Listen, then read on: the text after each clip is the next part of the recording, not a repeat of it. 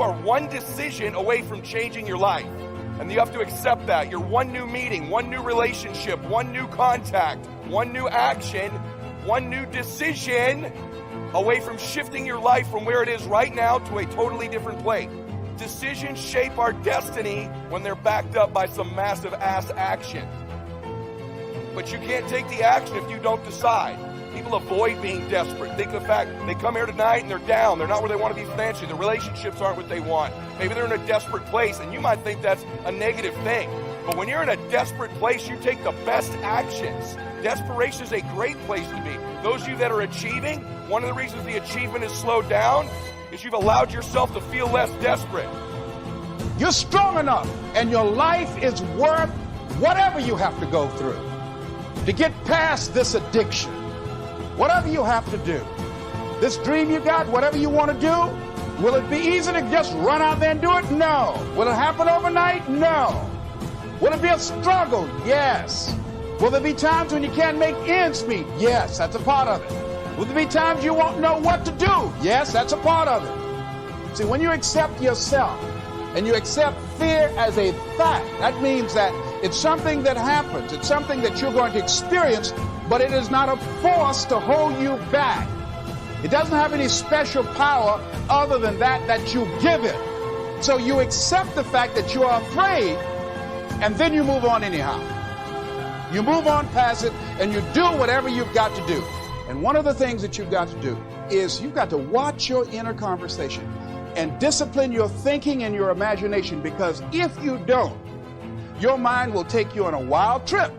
When you remove desperation, all this bullshit creeps into your life where you think you have to have the perfect plan and look the perfect way and have the perfect thoughts and be all zen and perfect. The challenge for most people is that we obsess on the things we're fearful of, what we don't have, what we're worried about. And then we end up possessing those things over and over again rather than programming ourselves to become obsessed with what we want, what our dreams are, what we believe we deserve. When we become obsessed about those things, long term, we end up possessing those things. Yet most of us don't replace the external parts of our lives because those things happen naturally without thought. The external results of our life, in order to replace ourselves with the next best version, requires intention, requires obsession, requires desperation. So it's not unnatural to change. You should constantly be replacing yourself just like your bones do, just like your lungs do, just like your cells do. It's natural to be replacing ourselves, but we're around people who aren't, so we think it's natural not to. So the way that I changed my life first is I worked on my identity. And strengthening yourself in that area. As you assess your strengths and your weaknesses, as you begin to prove yourself and your passions and your dreams and your goals and the things that you want. If you decide to experience all of your true potential, as you decide to manifest all of your greatness, as you decide, wait a minute, what else is available to me out here? If I decided to experience the fear of rejection, the fear of no, the fear of failure, the fear of standing by myself, what else is available? Of taking a chance, a fear of losing it all. What else is available to me that will bring some extra meaning and value? The fear of people not liking me. You know how many people do things they don't want to do because they want everybody to like them? Everybody's not going to like you. No, it's just not that kind of world.